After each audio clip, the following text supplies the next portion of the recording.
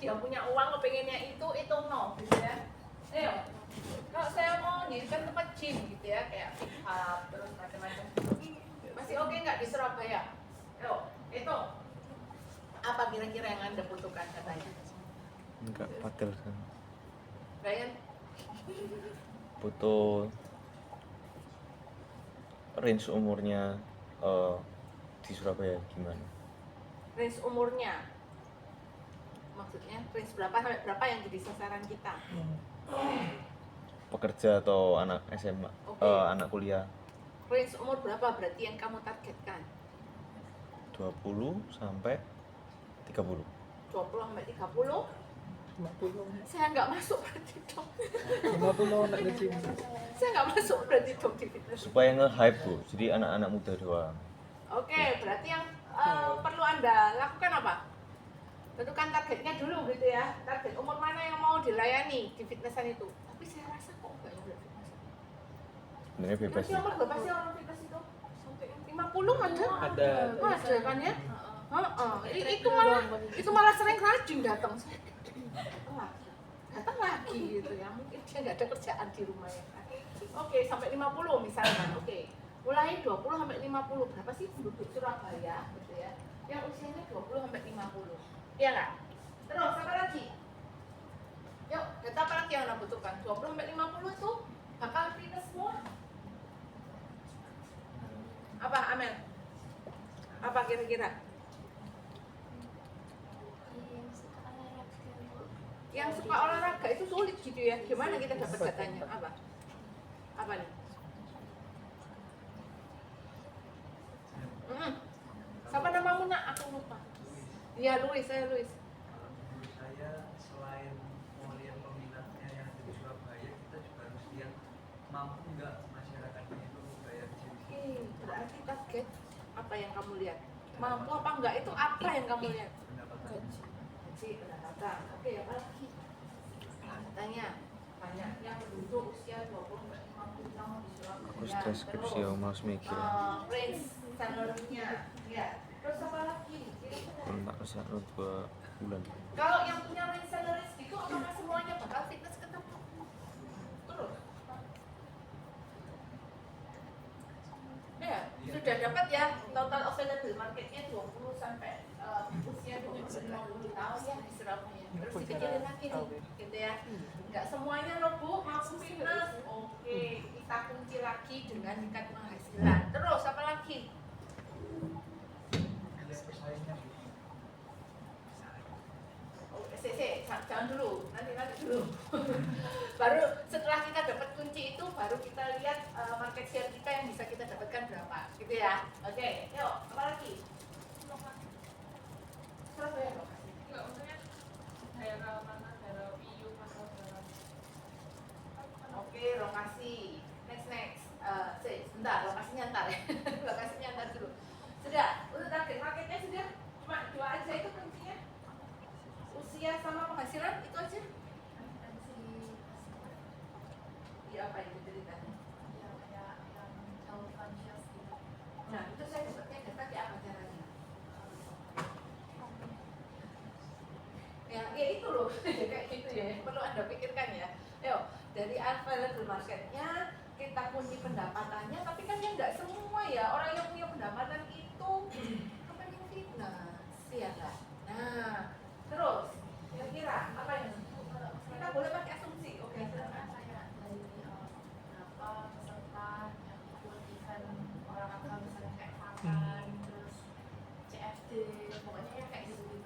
Oke, untuk mungkin lebih pendek lagi gitu ya. Jadi mungkin dari sekian itu kita pakai asumsi. Kalau misalnya ada fun itu seluruh Surabaya, gitu ya. Yang ikut penduduk kota Surabaya ada, kalau bisa dapat datanya itu katakanlah 5.000 orang, let's say begitu, ya. Berarti dari yang sekian banyak 20-50 tahun yang pendapatannya masuk untuk bisa bayar keanggotaan di tempat kita, terus yang untuk hidup sehat, gitu terus ya sampai Anda mendapatkan serviceable yang mana sih yang mau Anda servis gitu ya. Setelah itu baru kalian pikir. Nah, dari yang serviceable ini yang tidak dilayani oleh kompetitor berapa? Terus ya, yang sudah dilayani oleh kompetitor kalau yang sudah dilayani kompetitor itu pangsanya sudah 50%, berarti masih tersisa 50% ya untuk mungkin kita layani, gitu ya. Tapi kan nggak mungkin kalau di tahun awal kita langsung layani 50%-nya semua.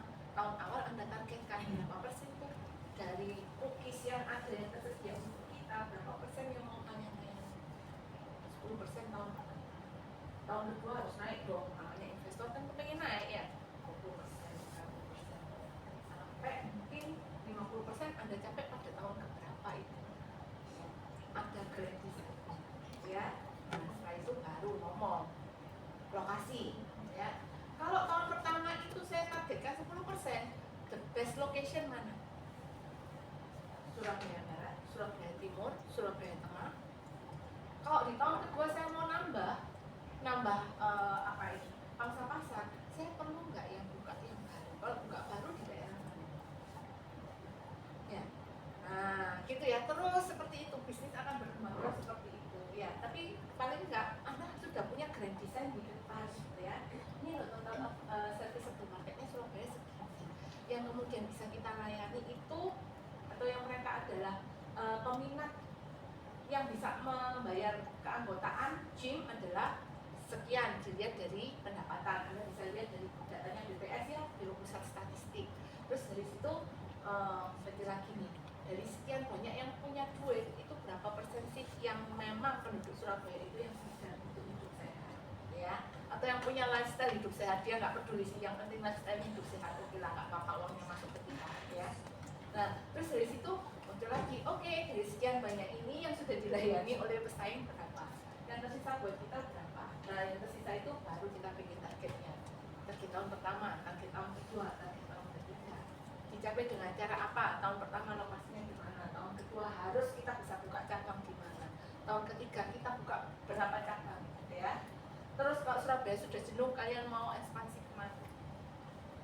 Ya, nah, jadi akan mulai selalu dari yang bisa kita layani, gitu ya. Atau kalau dalam bahasa laporan keuangannya targeted sales atau targeted revenue, ya. Tapi hitungnya dari mana? Dari situ, gitu ya. Oke. Nah, yang Anda lakukan itu memotong itu semua, ya kan? Karena saya nggak tahu Bu, kalau misalnya ada yang bank, saya nggak tahu Bu, dia itu ngitungnya gimana. Ya udah, berarti dari sesuatu yang ada, gitu ya, Anda akan proyeksikan ke depannya. Tapi at least nanti kalau Anda punya bisnis sendiri, mulainya harus dari situ, gitu ya. Total value marketnya berapa, yang bisa Anda, yang terkait dengan produk Anda berapa, yang bisa Anda layani berapa, ya, oke, gitu ya. Nah, baik, hari ini kita akan ngomong tentang forecasting. Bu, kalau forecast itu apa pasti benar? Ya enggak, namanya forecasting ya. Nah, ada kemungkinan salah, loh, gitu ngapain dilakukan, loh, daripada nggak punya sama sekali, gitu ya. Oke, jadi chapter 4 ceritanya kurang lebih tentang itu, ya. Silakan untuk kelompok presenter, siapa kelompoknya? Silakan.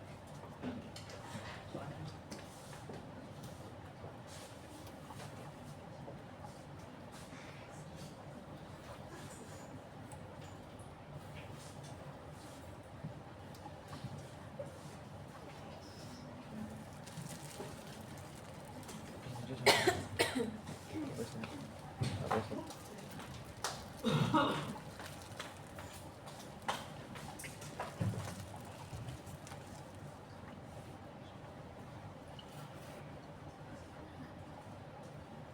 Itu mandi. Apa?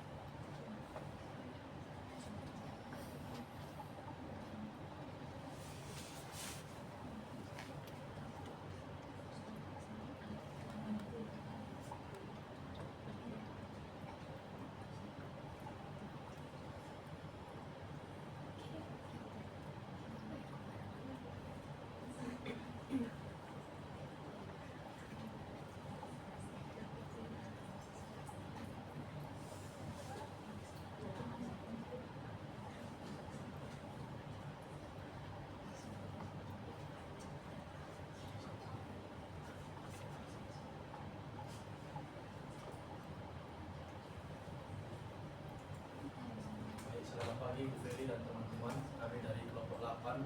Perkenalkan, nama saya Winston dan teman saya Shannon. Hari ini kita akan membahas tentang forecasting performance. Selanjutnya, bagian ini akan membahas tentang financial forecasting, analisis dan model. Hal ini menjadi bagian yang sangat penting karena membahas inti dari proses penganalisan kinerja keuangan perusahaan, dan bab ini menjelaskan tentang teknik komprehensif untuk mengembangkan proyeksi keuangan jangka panjang yang terintegrasi, dan mulai dari desain alat kontrol atau dashboard, metode statistik forecasting, hingga proyeksi penjualan, investasi atau capex, dan depresiasi. Dan hal ini juga menunjukkan bahwa forecasting ini bukan hanya sekedar memprediksi masa depan laporan keuangan perusahaan, dan juga melainkan proses ilmiah yang menghubungkan tentang data historis, asumsi manajerial, dan visualisasi yang mampu membantu proses pengambilan keputusan.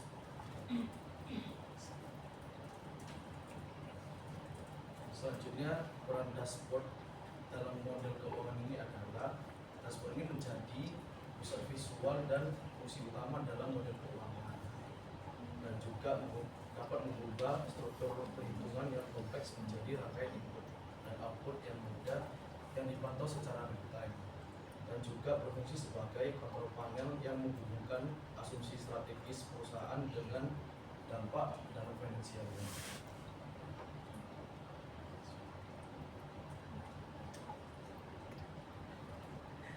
Selanjutnya, bagian dalam designing dashboard, control panel atau panel kontrol dashboard, dan fungsi ini dalam dashboard ini menjadi antarmuka pengguna dari model keuangan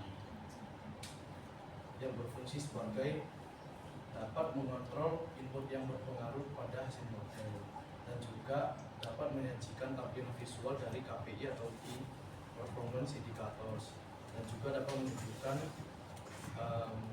efek langsung dari perubahan parameter, dan juga dapat menjadi alat komunikasi strategis yang kepada pihak manajemennya.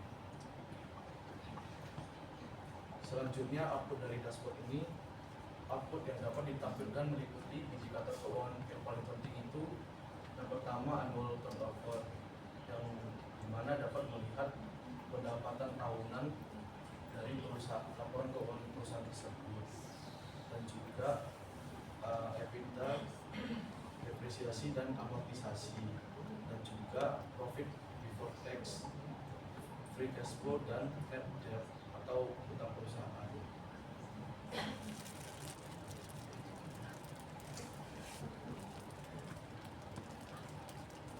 Terus selanjutnya ada apa lagi terkait dengan basic statistical methods used for forecasting. Yang pertama itu ada apa ya?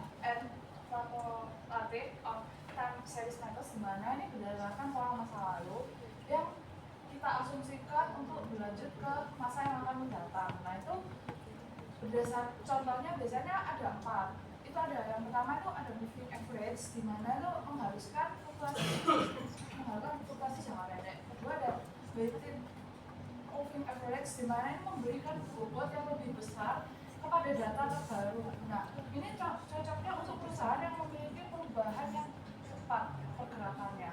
Terus habis itu yang ketiga ada exponential smoothing. Nah, di sini ada yang merupakan responsif terhadap pergerakan terbaru dan efektif terhadap data yang penuh dengan noise. Terus yang keempat ada trend projection atau linear. Nah, di sini itu digunakan pada saat menunjukkan tren itu naik turun, dan biasanya disajikan datanya ini dalam bentuk kurva. Terus yang kedua ada metode causative atau econometric methods, di mana metode ini itu merupakan metode yang memakai regression analysis yang menjelaskan hubungan sebab akibat. Nah ini biasanya contohnya itu kayak penjualan yang dipengaruhi dengan pertumbuhan populasi, GDP, ataupun harga komoditas yang ada di pasar. Terus yang kedua itu ada OPEX yang dipengaruhi dengan volume penjualan. Ketiga ada CAPEX atau capital expenditure yang dipengaruhi dengan permintaan produksi. Terus yang ketiga itu ada metode judgmental yang dipakai ketika data yang lalu baru tidak tersedia atau produknya itu masih baru. Nah, ini dilihat itu berdasarkan dengan adanya pandangan para ahli-ahli, terus habis itu analisis pasar yang telah dilakukan, terus ada estimasi tingkat adopsi konsumen seperti kurva S, terus dan juga ada perbandingan dengan standar industri. Nah, terus yang materi pertamanya ada forecasting sales yang merupakan metodologi yang tepat. Untuk forecasting sales itu ada 6 kalau nggak salah. Yang pertama itu ada rumus dasar penjualan atau fundamental. Nah, ini biasanya diterapkan pada produk yang telah beroperasi atau masih memiliki dasar perhitungan cost per unitnya. Nah, ini biasanya menggunakannya itu sales penjualan itu didapat dari unit sold dikali price per unitnya. Tetapi kalau produknya lebih dari satu, biasanya ada E-nya, itu nanti unit kali price-nya. Terus habis itu yang kedua itu ada linear growth forecast, di mana merupakan pertumbuhan sederhana yang biasanya dipakai ketika penjualan itu mengalami peningkatan, tetapi peningkatannya itu masih secara konsisten, yang tidak mengalami lonjakan yang terlalu tinggi, dan ini biasanya dari tahun ke tahun. Nah, ini rumusnya ada sales ini tahunnya berapa, nanti dikali sama dengan salesnya terus dikalinya 1 tambah growth rate-nya terlebih. Jadi harus cari growth rate-nya terlebih dahulu. Terus yang ketiga itu ada bottom up forecasting, yang dimana ini kan berbasis unit, namun memiliki inti yang sama atau tetap. Nah, jadi cara nyarinya itu dari forecasting unit kali forecasting price-nya. Nah, yang keempat ini ada top down forecasting yang biasanya dipakai jika perhitungannya itu berdasarkan ukuran pasarnya yang ada. Jadi salesnya dengan market size kali market share. Nah, ini jika dihitung nilai nominalnya berarti dengan sales value, di mana kita harus mengalihkan dulu market size-nya sama market share-nya baru dikalikan price-nya nanti. Yang kelima dari regresi linear atau untuk tren historis. Nah, ini sangat penting saat data historis itu mengikuti yang garis lurus. Nah, ini rumusnya A plus B kali X, di mana X-nya itu merupakan tahun pertama atau kedua. Terus habis itu nanti itu ada A-nya itu intercept, terus yang B itu slope atau tingkat perubahan penjualan. Dan yang keenam ada regresi polinomial yang paling penting untuk pola menurun, lalu nanti polanya ada bisa mengalami kenaikan lagi. Nah, ini biasanya dipakai untuk tren penjualan yang biasanya memiliki kurva yang berbentuk dengan U. Nah, ini rumusnya sales AX kuadrat kali tambah BX kali tambah C. Nah, ini biasanya digunakan untuk penjualan yang turun mengalami penurunan selama bertahun-tahun. Terus dan juga biasanya juga mencapai titik terendah atau turning point dan mengalami pulih kembali. Nah, ini ada bottom up versus top down forecasting. Nah, di mana yang pertama bottom up itu base approach, di mana ini mengestimasikan penjualan mulai dari elemen-elemen yang paling dasar. Nah, itu biasanya ada jumlah unit yang terjual, harga jual rata-rata, terus habis itu ada kapasitas produksinya, tingkat utilasi produk pabrik, dan tingkat permintaan pelanggan. Yang kedua ada top down atau market based approach. Nah, ini biasanya dimulai dari gambaran yang besar, garis besarnya. Nah, itu biasanya dari yang pertama itu ada total addressable market atau menggunakan TAM. Nah, ini merupakan total nilai pasar dari keseluruhan 10 industri. Yang kedua ada serviceable available market atau SAM, yang merupakan bagian pasar yang relevan dan dapat dijangkau dengan perusahaan. Dan yang ketiga itu ada serviceable obtainable market, di mana merupakan merupakan bagian pasar yang realistis tetapi juga dapat dikuasai oleh perusahaan itu dalam beberapa tahun.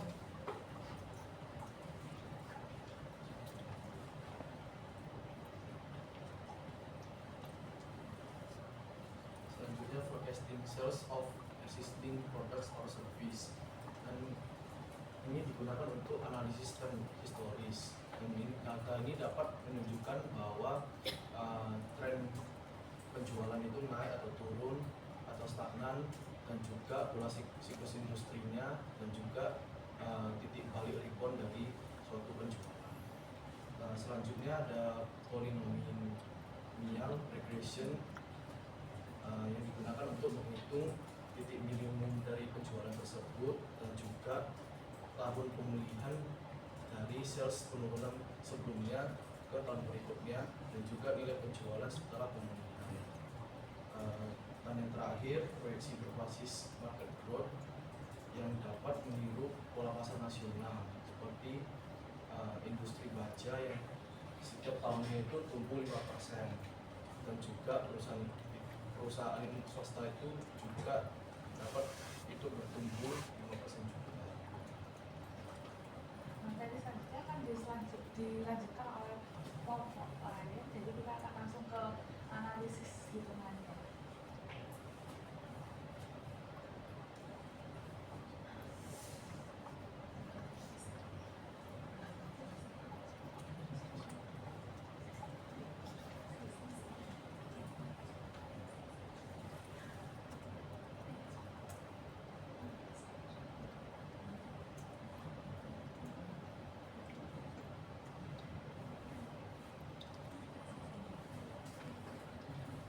Ini ada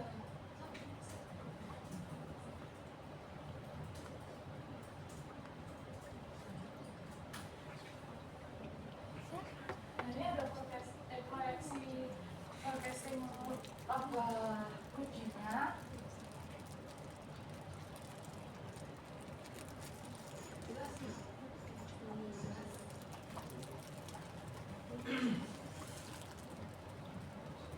Nah, di sini kita tuh menggunakan PT Indofood. Nah, oke. Kok jelas aku? Gak apa, saya sekalian buka punya kan udah mau upload. Nah, ini ada perjalanan hitungnya kan pada dilihat dari 3 tahun ke belakang.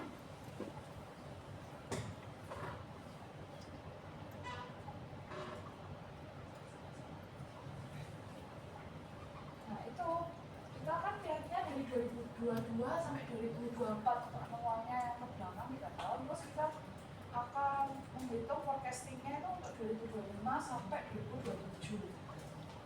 Nah kalau dilihat di sini penjualan netonya itu ternyata PT Indofood itu mengalami kenaikan yang secara signifikan. Nah kalau diproyeksikan ke depannya itu bisa mengalami kenaikan juga. Jadi sales growth-nya itu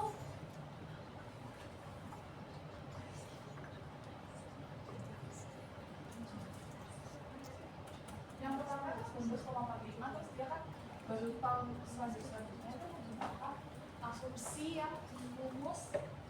Nah ini Y sama dengan minus 0,016 tambah 0,206. Dari mana?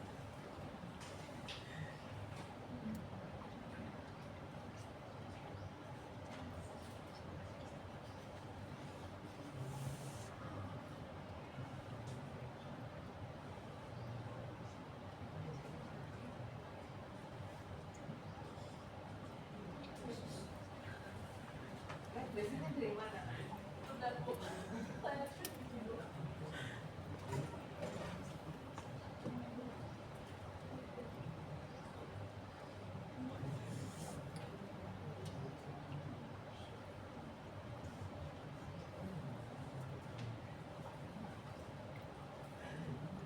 Y Kak. Y-nya kan sama dengan MX plus B. Rumusnya di buku kan gitu. Y-nya apa? B-nya, Y-nya itu merupakan nilai output.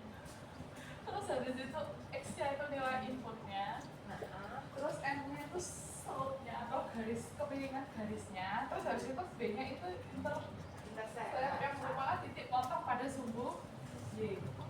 Oke. Regresinya pakai apa? Pakai SPSS atau pakai Excel? Tuh, udah dapatnya ini. Ini Bu, kan saya masukin Bu, di sini tulis. Oh, Ya Bu. pakai angka ini, belum pakai yang regresi. Bu, kan saya mau nyoba pakai Excel kemarin. Hmm. Oke, itu pakai Excel itu, tapi kayak tampilannya tuh yang di 2007 sama yang sekarang tuh berbeda. Jadi agak bingung di dalamnya. Oke, nah angka ini dapatnya dari mana sih? 016 sama 026 dapatnya dari mana? Bukan dari growth-nya, bukan. Sales growth-nya sekitar 4,8,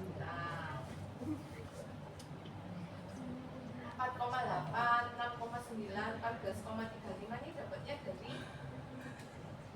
dari angka itu. Dari kayak dia itu ada di kan ada penurunannya kan. Tahun 22 ke 23 itu kan turun anjlok ya, dari tahun 2022 ke 2023 kan anjlok ya. Terus dia akan mulai pelan-pelan naik lagi gitu. Terus dapatnya angka 19,45, 4,8 dari mana nak?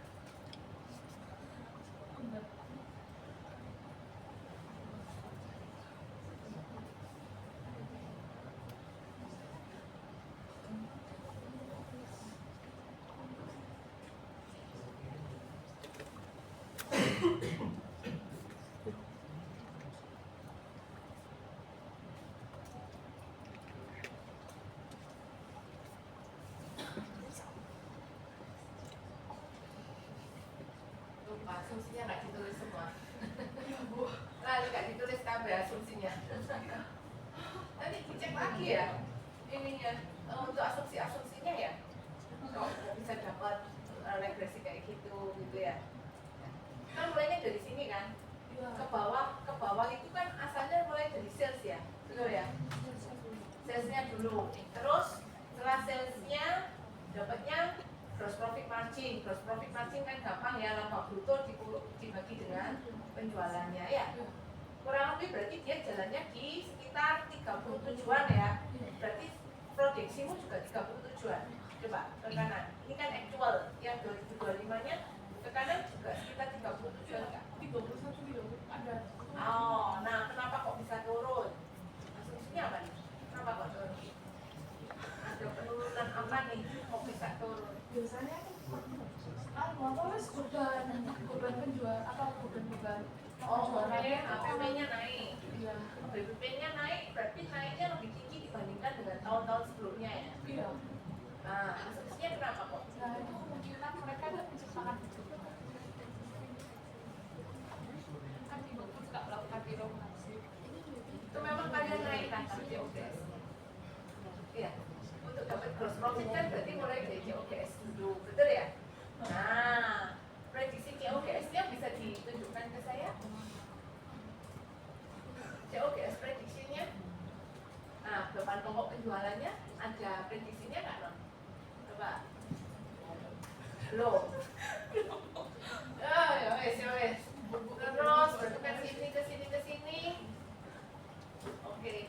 Selain laba rugi, nanti apa lagi yang kalian? Oh, berarti labanya itu. Terus habis itu kita tuh dari cabang konser itu masih ada asumsi. DSO, Ya. Day Sales Outstanding sama Day Stable Outstanding. DSO, semua ruinnya. Oke. Ini asumsinya kalau misalnya DSO itu bisa asumsikan tuh 5 hari. 5 hari. Berarti kelamaan dong. Day Sales Outstandingnya berarti makin naik, makin lama gitu ya. Loh, kenapa? Ayo. Ayo, kok naik? Ayo, kenapa? Day Sales Outstanding berarti kalau kamu naik 5 hari setiap tahunnya, berarti tiap hari kan setiap tahun dia naik makin lama gitu ya. Sales Outstandingnya kan berarti makin lama. Terus kalau yang di bawah itu apa? DPO ya? Days Payable Outstanding. DIO. Oh, DIO. Oke. Ini kalau naik turunnya mulai 1 hari, tapi rata-ratanya kita tuh buat naik terus. Kenapa kamu dibuat naik terus? Soalnya kita kan melihat apalagi PT Indofood itu beberapa tahun terakhir itu mengalami kenaikan terus. Jadi kita asumsikan kira-kira dia ke depannya pasti akan Oh, naik terus lah. Coba jualnya. Saya lihat ya jualnya. Coba. Oh, naik terus. ya terus aku kita Oke. jadi di podcast ini kita asumsikan ini rata-rata kenaikan terus. Oh,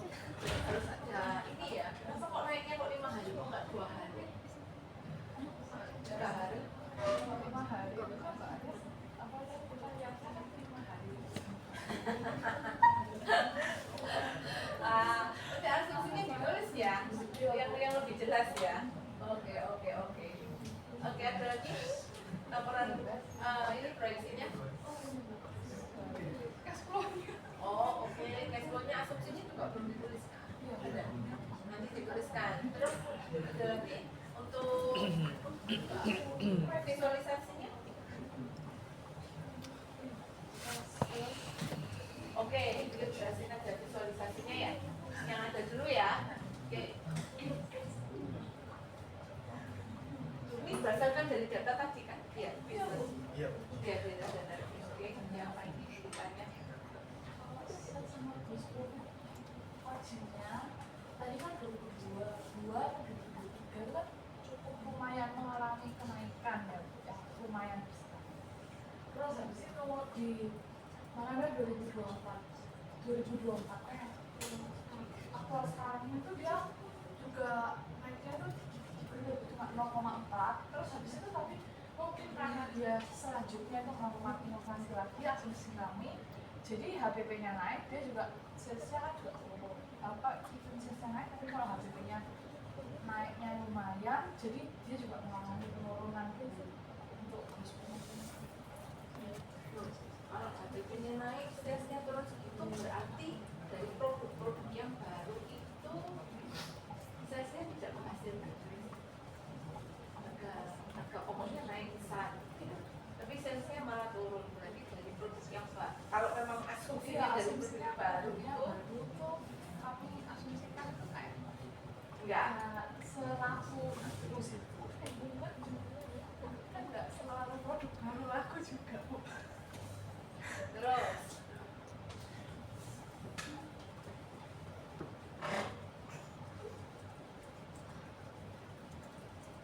Berikutnya terus DPO-nya itu DPO itu apa? Distribution Standing. Oke. itu kita hitung kalau 2025-nya itu turun tapi belum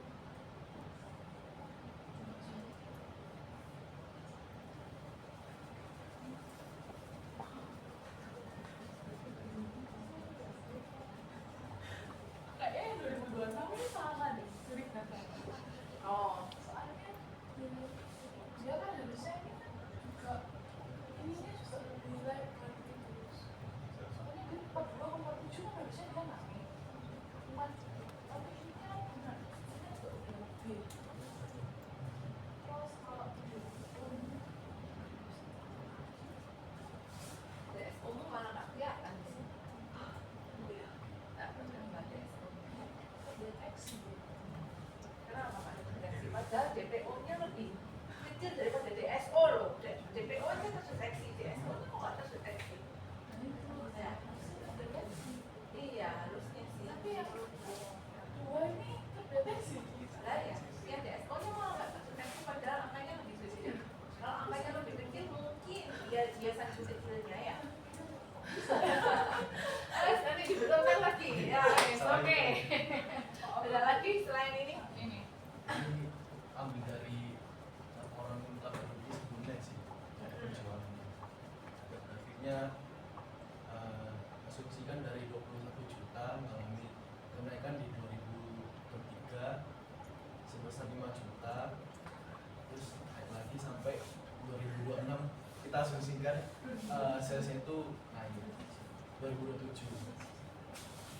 Oke, tapi itu memang naiknya segitu. Tapi kok saya lihat di proyeksimu kok naiknya nggak gede-gede banget, yo. ya yang 2023 itu saya juga bingung kenapa itu apa Apalagi ya, apalagi saya. Gitu. masa saya sekarang tulis Excelnya ya Bu? Ya mungkin. Coba lagi ada lagi nggak? Udah ada belum? Udah aja. Nutupnya Oke. cuma ini. Oke. Ya, oke. Thank you, kelompok. 8. Kelompok 8. Kelompok 8. Ya. Oke. Perbaikannya berarti asumsinya harus ditulis lebih jelas lagi ya. Asumsimu itu saya nggak jelas soalnya ya. Bisa ya.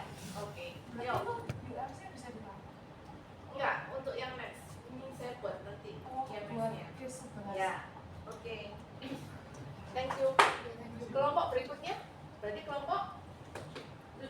Oke, silakan kelompok 8 dulu baru kelompok 7 ya.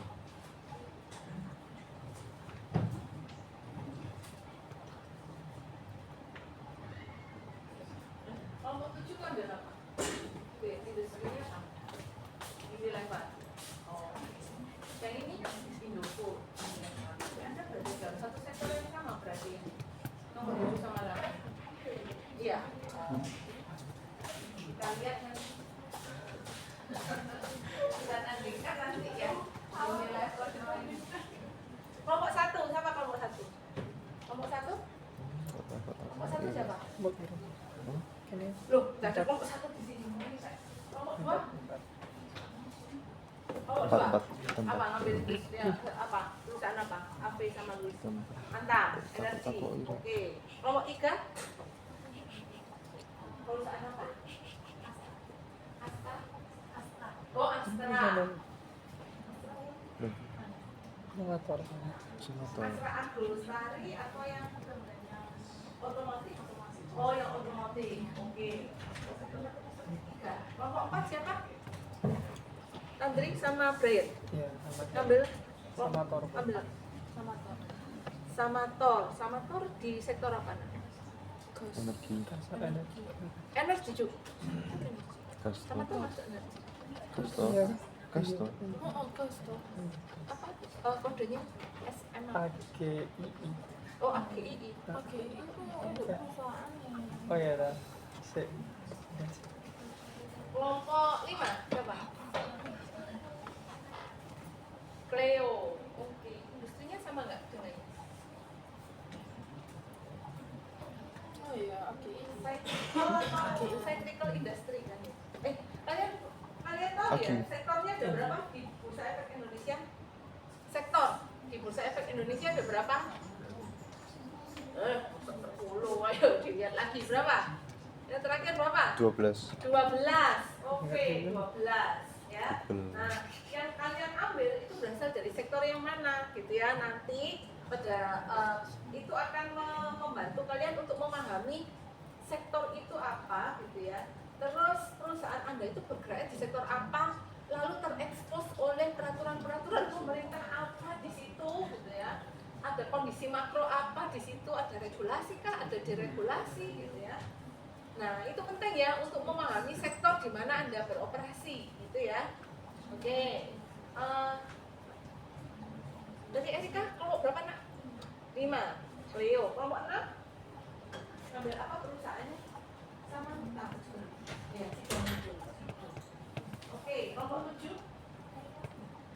Siapa kelompok 7? Kelompok 7. Kelompok 8 tadi Indofood, kelompok 7 Unilever. Kelompok 9? 9? Enggak ada? 10? Enggak ada. Oh, 10. Pel, apa Pel? Oke, cari roti. Sektornya nanti kurang lebih sama dong Cleo ya. Oke. Cyclical industry ya. Oke, terus kelompok 11 Ultra Jaya, kelompok 12 Kalbe. Oh, farmasi. Dari pemilihan itu saya yakin kelas ini banyak yang suka makan. Sebenarnya mamin semua gitu ya industrinya ya. Ultra Jaya, mulai dari Ultra Jaya, Unilever, Cleo ya. Oke, yuk silakan kelompok 7. Selamat pagi, Bu Ferry dan teman-teman. Sekarang kami kelompok 7 ada saya Evan dan Michelle akan menjelaskan mengenai forecasting cost melanjutkan teori dari Thomas Kuhn. Jadi di forecasting cost ini item biaya pertama dalam laporan laba rugi itu ada COGS. Nah, perkiraan COGS ini berkaitan langsung dengan perkiraan sales atau penjualan. Untuk menghitung perkiraan biaya barang kita dapat menggunakan dua, yaitu unit costing method atau bekerja secara langsung tidak langsung. Nah, secara tidak langsung itu rumusnya COGS sama dengan sales dikurangi gross profit yang sama dengan sales dikurangi sales kali gross profit margin atau juga bisa sales kali 1 kurangi persentase dari gross profit margin. Lalu yang kedua ada unit costing method atau metode langsung itu didapatkan dari COGS sama dengan selanjutnya ada operating expense. Nah, biaya ini umumnya mencakup kategori biaya berikut. Ada payroll, transport, electricity, office supplies, direct material, dan biaya lainnya yang terkait dengan kegiatan operasi bersama. Nah, untuk bisnis baru itu biaya di atas harus diperkirakan dari awal, atau diperkirakan berdasarkan rata-rata industri. Nah, untuk bisnis yang sudah ada itu beberapa pendekatan dapat digunakan, mulai dari persentase penjualan hingga analisis regresi penuh antara biaya selling administratif dan personal. Selanjutnya, memprediksi biaya operasional dengan metode yang pertama, yaitu metode persentase penjualan. Nah, bisa kita lihat dari contoh perusahaan ini, kan persentase total turnover-nya itu dari tahun 2011 aktualnya itu 4,8, minus 4,8, lalu ke minus 5,5 dan minus 6,2. Nah, itu rata-rata ini yang digunakan itu yang tahun 2013 yang 6,2, yang digunakan untuk forecasting pada tahun 2014 hingga 2017.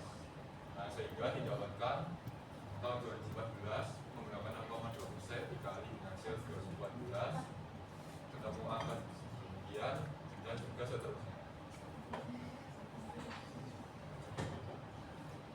Lalu yang kedua adalah memprediksikan dengan analisis regresi. Nah, pertama itu kita harus membuat grafik XY atau scatter terlebih dahulu untuk data aktual penjualan di sumbu X dan OPEX-nya di sumbu Y. Kemudian kita dapat menambahkan garis trend di merah.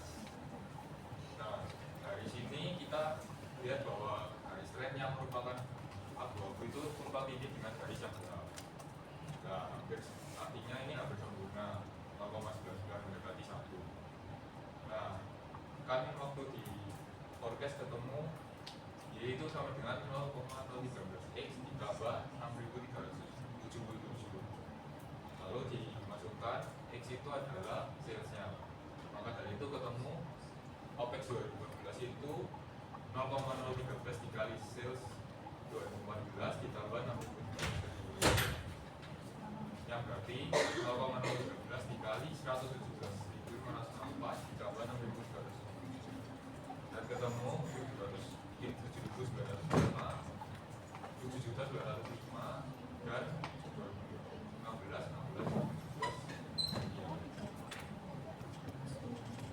Selanjutnya ada forecasting capital expenditure dan juga depreciation. Nah, capital expenditure itu merujuk pada pembelian aset tetap yang terkait dengan bangunan, peralatan kantor, furnitur, perlengkapan, komputer, kendaraan bermotor dan lain-lain. Nah, tingkat depresiasinya itu berbeda-beda. Contohnya, misalnya untuk perabot kantor, perlengkapan, peralatan itu 5 tahun, mobil, taksi, truk itu 6 tahun, sistem informasi memiliki masa-masa 6 tahun, peningkatan lahan, misalnya bangker memiliki masa manfaat 15 tahun, namun lagi tidak depresiasi. Aset yang digunakan dalam konstruksi memiliki 5 tahun, properti real estate non perumahan termasuk kantor sudah memiliki untuk umur ekonomis 20 sampai 30 tahun. Nah, tingkat depresiasi ini adalah kebalikan dari umur ekonomis dan diberikan oleh Bersama. Nah, rate-nya itu didapat dari 1 per estimated useful life, itu tahun-tahun yang di atas ini contohnya. Lalu penyusutan menggunakan rate line itu dihitung sebagai depreciation sama dengan cost of asset dikurangi estimated residual value dibagi estimated useful life, yang sama dengan cost of asset dikurangi estimated residual value dikali dengan depreciation. Nah, lalu selanjutnya metode penyusutan yang paling umum digunakan itu ada 5. Yang pertama straight line atau garis lurus, kedua ada saldo berkurang atau reducing balance method, lalu ada evaluation atau penilaian ulang, lalu ada sum of digit atau gabungan digit, dan yang terakhir unit of production. Nah, rumus keseluruhan untuk capital expenditure dan penyusutan terkait dengan aset tetap itu adalah nilai awal ditambah capital expenditure dikurangi sekitar untuk ketemu nilai akhir.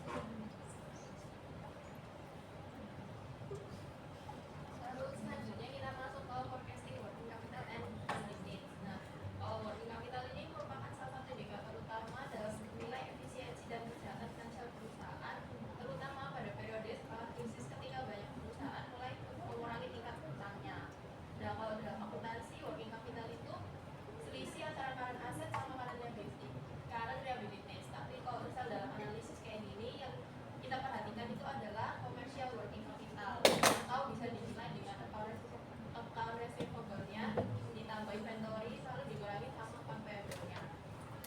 Nah, perusahaan ini dapat mengalami kekurangan kas meskipun penjualannya meningkat. Hal ini tuh terjadi karena pertumbuhan bisnis membutuhkan modal kerja tambahan, kenaikan persediaan, biaya operasional, serta bidang usaha. Dengan demikian, semakin tinggi volume penjualan, maka semakin banyak juga kas yang tertahan dalam working capital dan semakin besar kebutuhan pendanaan perusahaan itu. Nah, kalau dalam buku itu ada ini namanya di exhibit 430. Ini masih sama ngambil dari yang Stilco. Dari gambar itu kita bisa lihat hubungan antara tingkat penjualan DSO sama pendanaan piutangnya. Pada omset tahunannya Stilco yang 500.000 euro ini, kebutuhan dana untuk menutup piutang mereka itu ada 70 hari dengan nilai sebesar 95.890 euro. Terus kalau kita lihat dari gambar ini juga tuh kita bisa lihat kalau kreditnya diperpanjang dari 70 ke 90 hari, dia tuh membutuhkan tambahan modal sebesar 27.397 euro. Demikian juga peningkatan penjualannya itu dari 500.000 jadi 1 juta euro dengan kredit 110 hari, yang berarti dia meningkatkan kebutuhan pendanaannya dari 95.890 euro menjadi 301.320 euro. Secara garis besar, hitungan ini tuh menggunakan cara annual turnover-nya dikali DSO dibagi 365.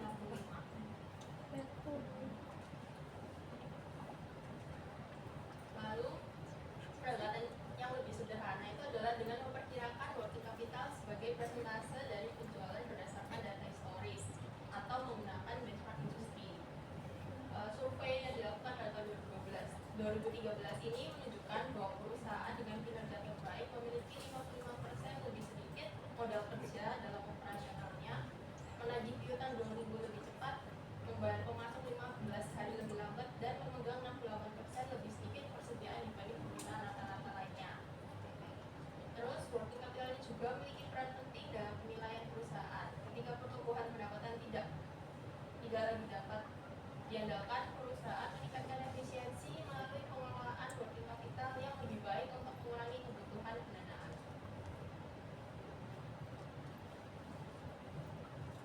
Lalu selanjutnya ada forecasting funding needs. Nah, untuk memperkirakan kebutuhan pendanaan ini kita tuh bisa lihat 3 aspek utama yang perlu diproyeksikan terlebih dahulu.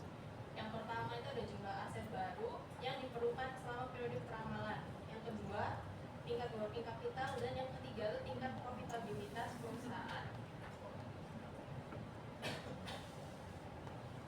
Profit merupakan satu-satunya sumber pendanaan internal jangka panjang. Secara umum, sumber pendanaan mereka itu ada terbagi dua, yaitu dana eksternal dan dana internal.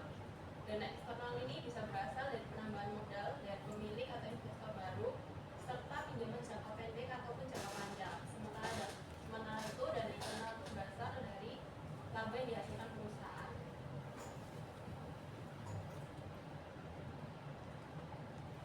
Utang itu sebagai sumber pendanaan dibedakan jadi dua kategori seperti yang saya sebutkan sebelumnya, ada jangka pendek dan jangka panjang.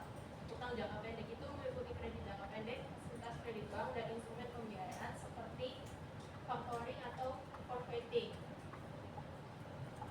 Prinsip penting dalam menentukan jenis pendanaan ini adalah mencocokkan jangka waktu aset yang dibiayai dengan jangka waktu pendanaannya. Membiayai kebutuhan jangka panjang dengan utang jangka pendek dianggap beresiko dan tidak dianjurkan. Sedangkan untuk utang jangka pendek itu seharusnya digunakan untuk mendanai aset jangka pendek termasuk persediaan musiman yang akan dijual dalam periode yang relatif singkat.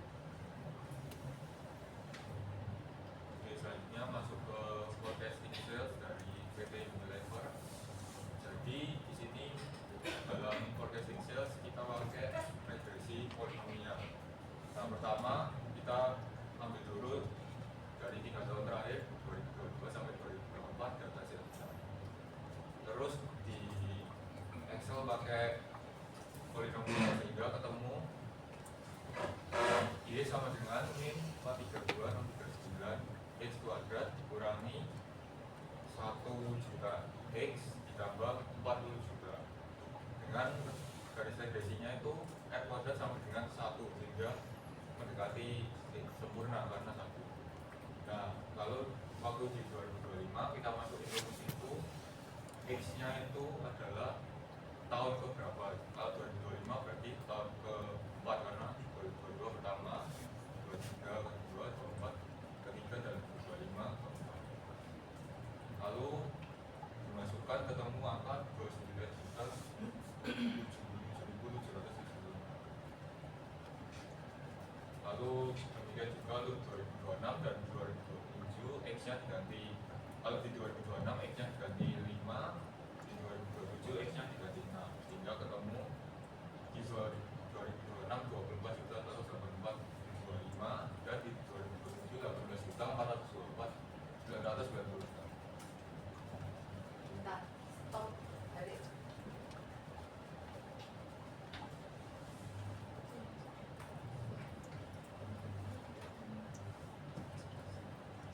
Oh, kalau gini suatu saat Y-nya negatif dong, iya enggak? Hah? Iya.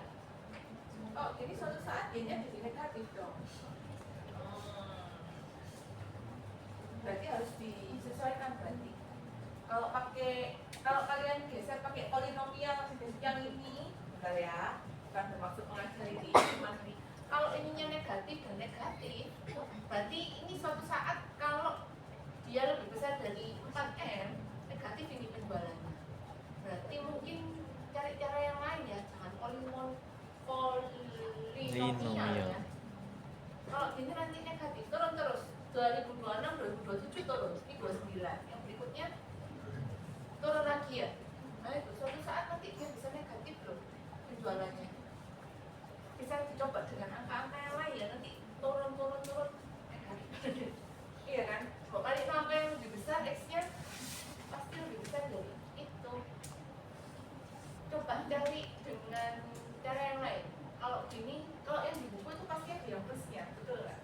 Polinomial juga nanti. Iya kan? Regresinya polinomial tapi negatif semua. X sama X kuadratnya negatif. Harus ada satu yang positif supaya dia bisa gini. Kalau negatif dan negatif gini. Gitu ya. Oke. Nanti dicoba dengan cara yang lain ya, salesnya ya, supaya nggak turun terus nanti ya. Oke. Sekarang setelah dari sini dari mana? Dari sini kemana? Oh, hitung HPP.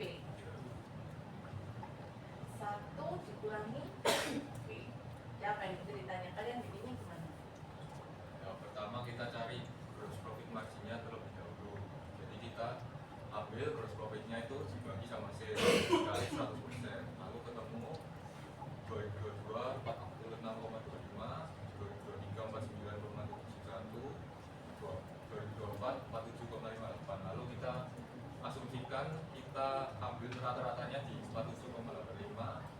Lalu waktu mencari COGS itu kita pakai gross profit marginnya itu yang 47,85 untuk 3 tahun ke depan. Jadi dari sales yang kita dapat tadi dikali dengan 1 min 47,85% sehingga ketemu tahun 2025 15 164 lalu yang ke 2026 12.611.969 dan 2027 11.608.600. Terus lanjut. Selanjutnya untuk operating expense itu sama-sama kita cari OPEX ratio-nya dulu dengan membagi operating expense dengan sales lalu dikali 100%. Ketemu 2022 nya itu 29,1, 2023 33,45 dan 2024 33,62. Sama kita asumsikan kita ambil tengahnya 32,52%. Lalu baru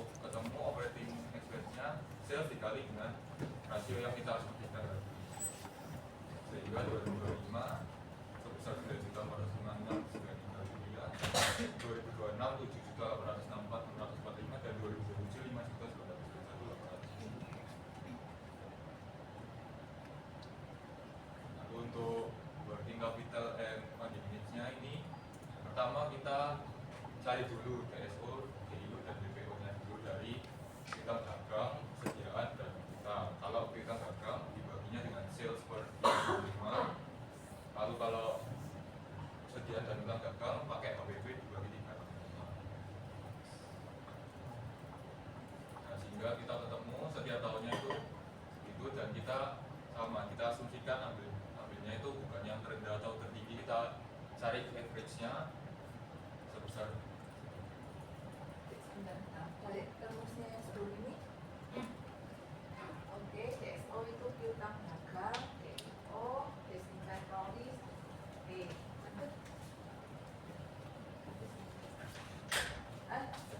Coba. Ya.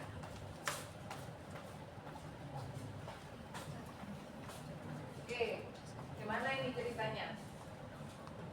Ayo, yang pakai DSO, DIO sama DPO. Apa ini ceritanya? Bagus nggak punyanya Unilever? Ayo, punyanya Unilever bagus nggak ini? Days inventory outstanding berarti gimana? Kita anggap ya hitungannya kelompok 7 benar, gitu ya. Days inventory outstanding berarti menunjukkan dari kapan sampai kapan itu. Inventory outstanding itu berarti mulai kapan sampai kapan? Mulai ulaan barang sampai terjual. Itu butuh waktu 46,15. Oke. Terus setelah itu dari terjual ditambah dia terjualnya misalnya kredit, berarti AR-nya ya mulai dari terjual sampai terima duit 25,48 hari, betul ya. Terus tagihan datang, tagihannya datang itu mulai dari beli inventory sampai dia harus bayar, itu 77,59 hari. Yuk, menurut Anda masih oke nggak nih?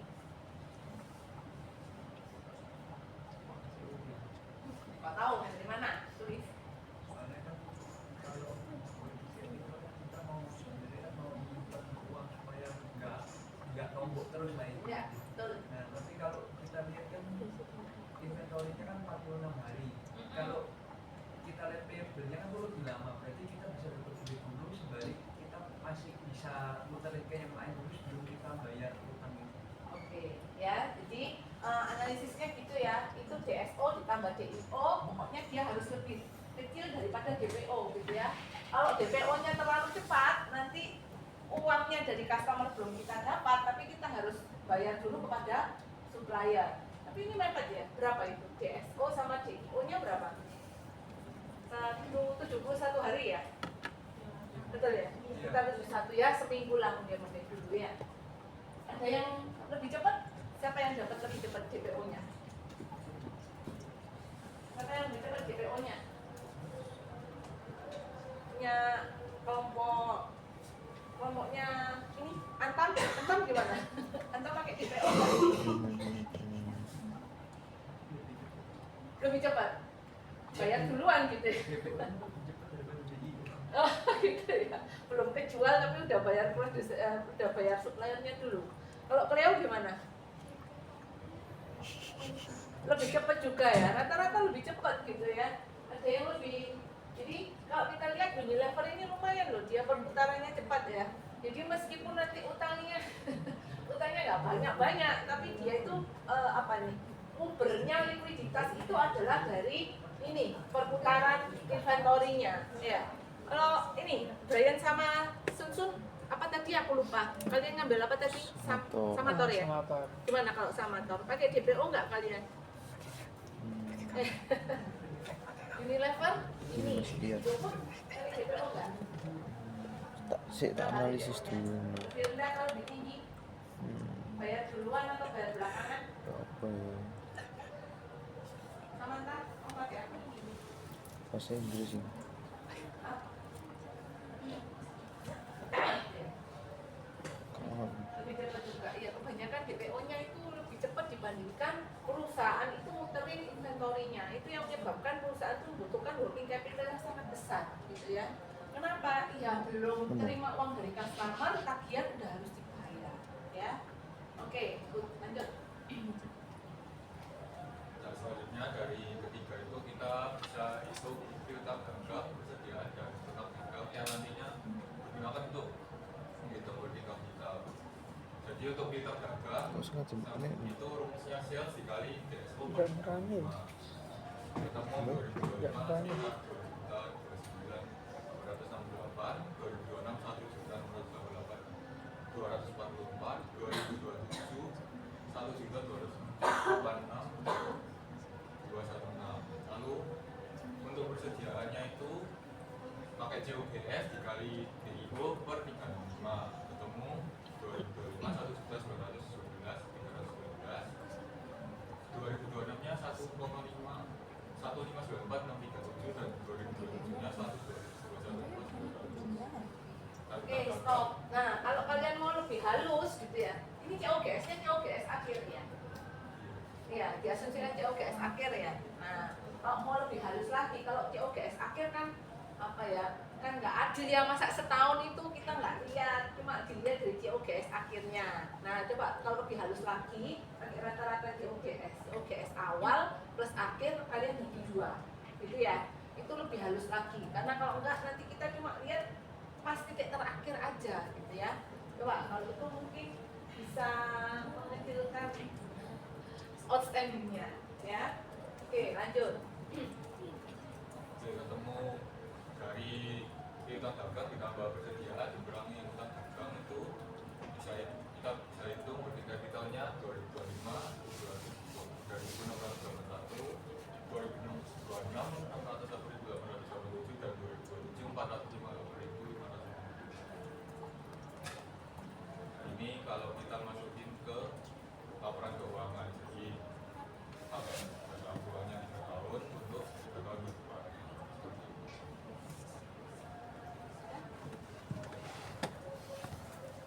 Oke, silakan.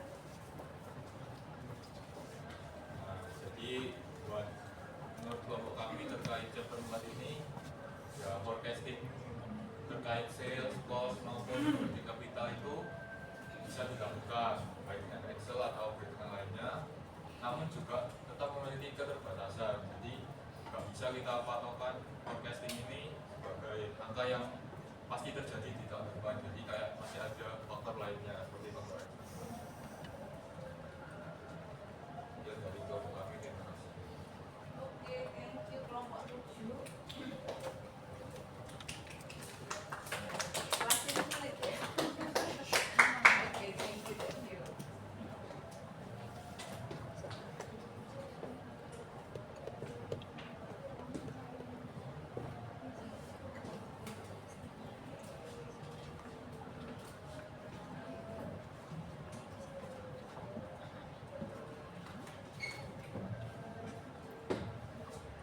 Nah,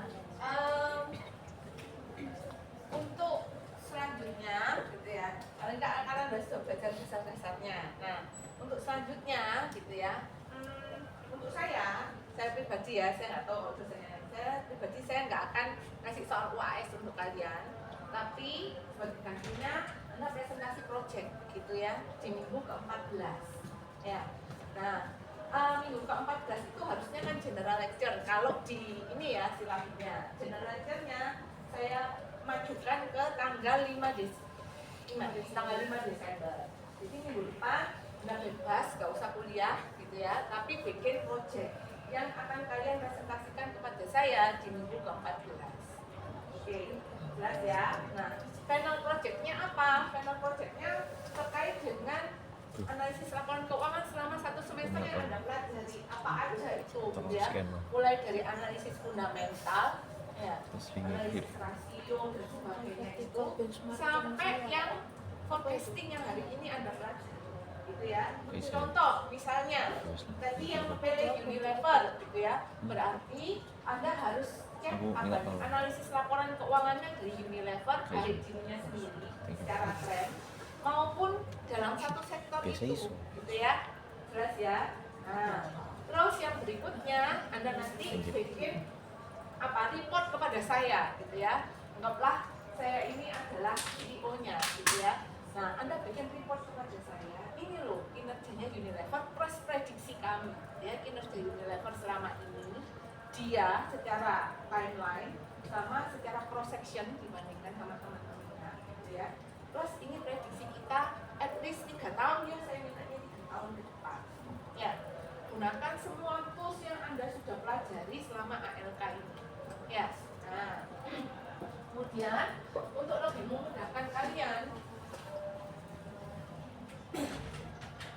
udaranya panas campur dingin, gak enak jadi tidak.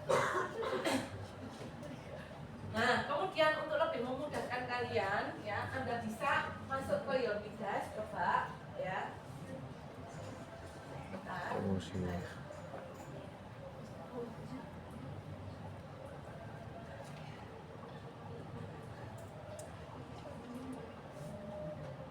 Silakan Anda masuk ke yonidas.com.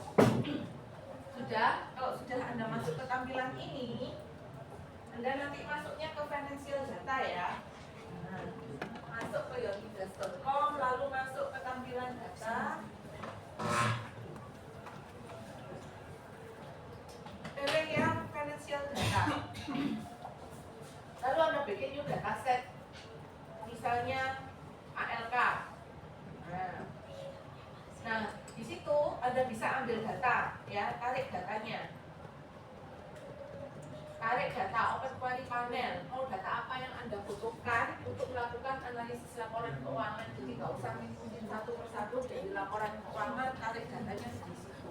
Mau mundur berapa tahun tersedia, gitu ya. Mau diukur sampai 2015 silakan, gitu ya. Tarik datanya dari situ ke open query panel. Misalnya Anda butuh laporan keuangan tuh, ya udah. Financial statement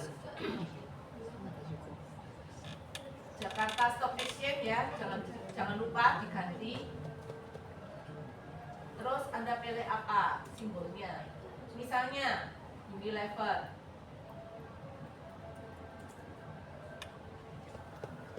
Datanya silakan diambil ya. Mau data apa yang Anda butuhkan? Ada semua di sini ya. Terus Anda mau mundur sampai berapa tahun ke belakang? Tersedia berarti 2018 sampai 2024, 2025 belum keluar ya. Jadi langsung aja ambil datanya dari situ. Bu, selain balance sheet kita juga butuh data laporan laba rugi. Ambil aja udah dari sini.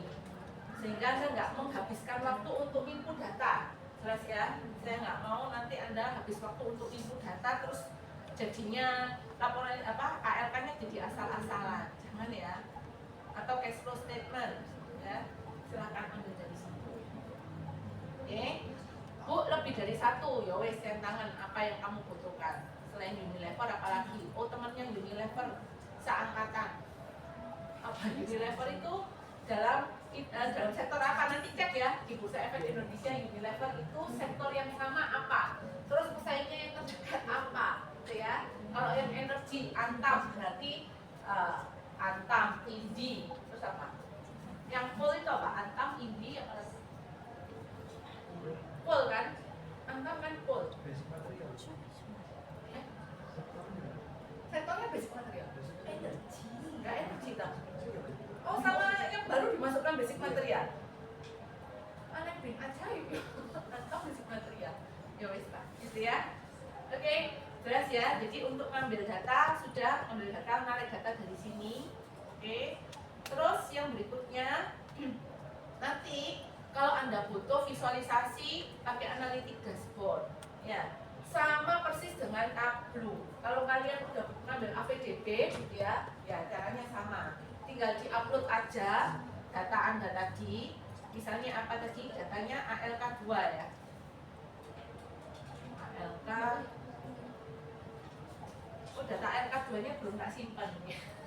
Lupa ya, nanti kalau misalnya ada nanti datanya ALK 2 akan muncul di sini ya, pakai aja analitik dashboard persis kayak Tableau. Lalu untuk mempercepat, kalau nggak mau datanya kalian mau langsung tampilkan gitu ya, langsung aja masuk ke ini financial analytics. bentar. Visual financial analytics, silakan dicoba. Masukkan simbol kelompok kalian masing-masing apa? Yang antam yo antam, ya Unilever yo Unilever, yang Leo yo apa buat salah saya yo.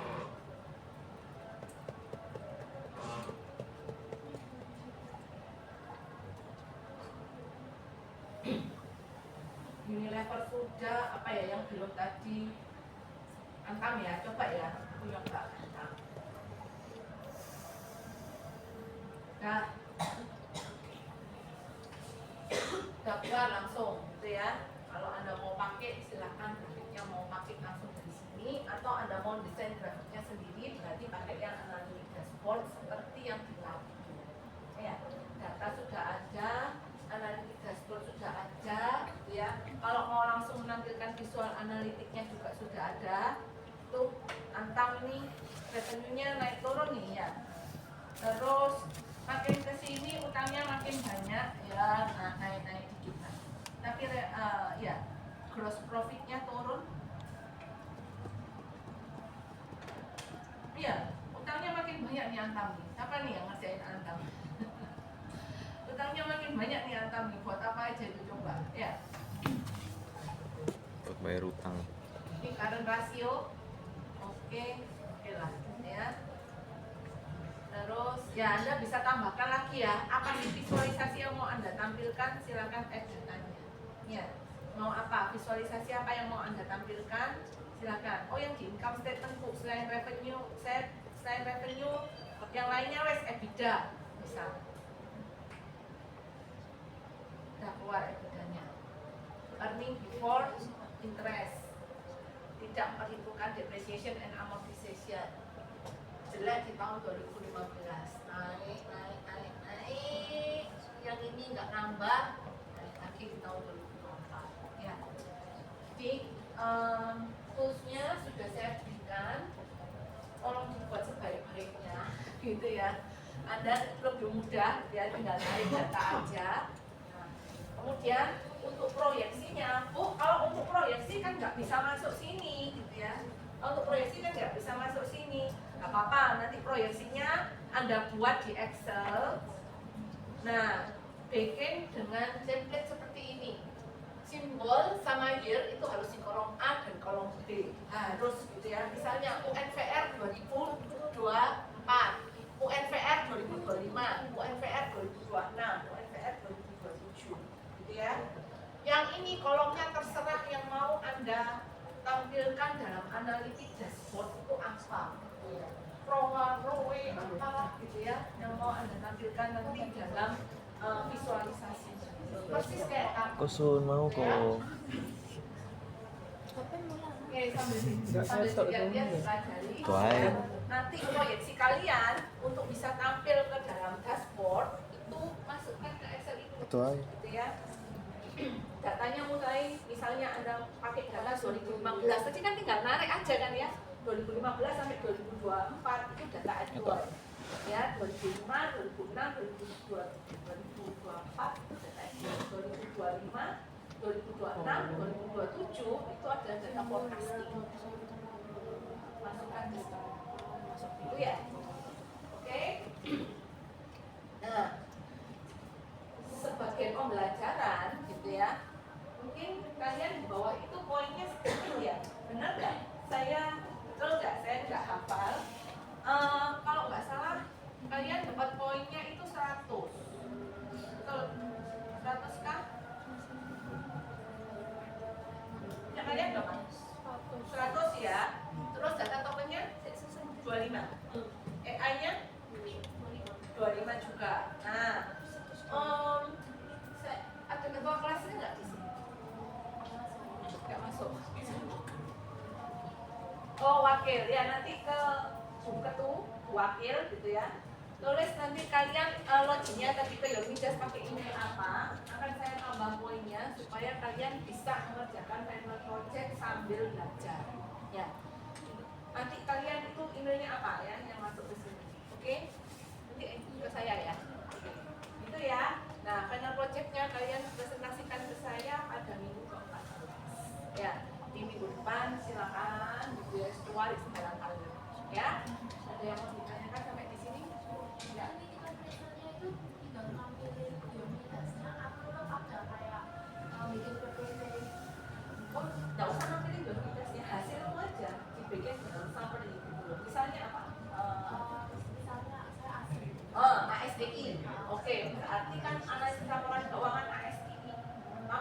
ambil dari no report saya nggak mau gitu ya.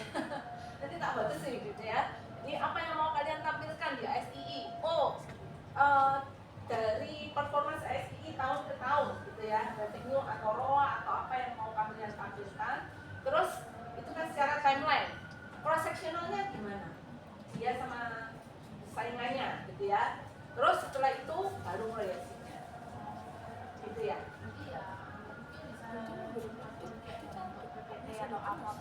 Betul, ya. Saya lebih prefer bentuknya seperti PPT aja ya, seperti PPT aja. Supaya saya nggak bisa bacain terlalu panjang, ya. Oke? Ada yang mau ditanyakan untuk final projectnya? Terus masukan saya untuk yang proyeksi itu kalian harus nulis asumsinya dengan lebih jelas ya. Harus nulis asumsinya dengan lebih jelas. Contoh kayak gini nih. Saya ambil industri telekomunikasi gitu ya. Nah, dari industri telekomunikasi itu saya ambil yang Telkom. Terus saya asumsikan kalau growth telekomunikasi seluruh dunia itu berdasarkan datanya World Bank gitu ya. Nggak boleh loh ngambil sumber data yang lain, tinggal dicantumkan aja ya untuk referensinya. Berdasarkan datanya World Bank, pertumbuhan telekomunikasi itu 1-3% setahun gitu ya. Punya Telkomsel masih berapa gitu ya. Gitu ya. Nah, mulai dari situ mulai Anda turunkan. Atau mungkin Anda lihat dari point of view yang lain. Telkomsel itu jaringannya kan seluruh Indonesia. Berapa sih orang Indonesia yang pakai ini SIM card gitu ya? Usia berapa? Terus kemudian dari situ diturunkan lagi. Dari yang berusia kira-kira mulai pakai SIM card ini, berapa persen sih penduduk Indonesia yang benar-benar punya akses gitu ya, sampai untuk pakai internet. Yang pakai internet ini yang sudah dilayani oleh share price-nya di luar Telkomsel berapa ya. Terus pangsanya Telkomsel berapa, masih bisa tumbuh nggak gitu ya, dan seterusnya. Karena point of view atau keseluruhan forecasting itu berasal dari kalau Anda salesnya itu prediksinya benar, kurang lebih ke bawah juga oke gitu ya. Tapi kalau prediksinya sales itu melesetnya jauh, nanti ke bawah nanti juga terpengaruh gitu ya. Kalau Anda lihat seluruh forecasting itu kita mulainya dari sales gitu ya. Oke, jadi untuk final projectnya saya minta nanti asumsinya ditulis dengan jelas ya. Ada pertanyaan sampai di sini anak-anak? Ya wis. Oke, kalau tidak ada pertanyaan saya akhiri sampai di sini ya kelasnya. Angel saya tunggu ya nanti coaching untuk teman-temannya. Belum. Terus sekarang saya mau buka kelas dulu sebentar. Minggu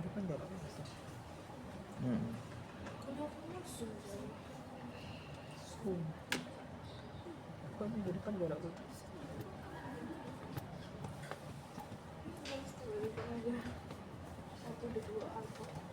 Oh iya? Ada yang PPK enggak? Dua. Kelas ini ada yang PPK enggak? Atau KLK semua? Tapi nggak masuk ya PPK. Oh, oke. Ano yung wala? Kelompok.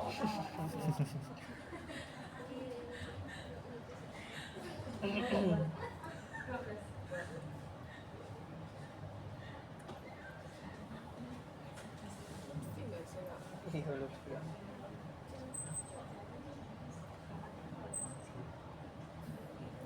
Masih lupa PPK sih.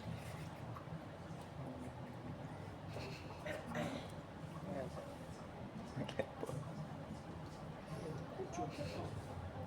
Kamu kuliah apa? PPK. Iya. Iya. Saya pengen tahu. Terus aku ngajar PPK.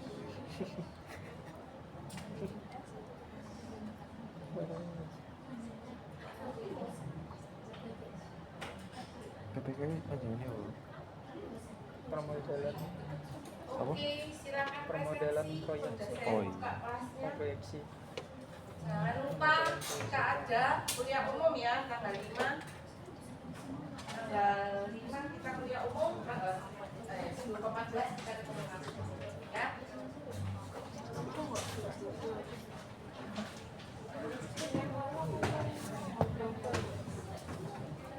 Kuliah umum. Presentasinya week 14. Ada. Presentasinya week 14.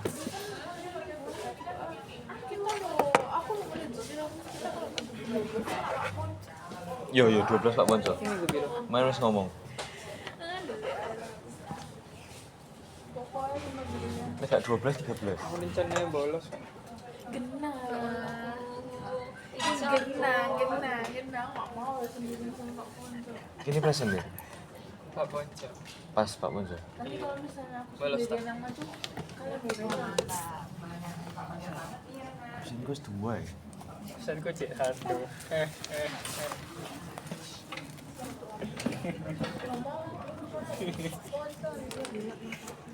Males Pak Bonco.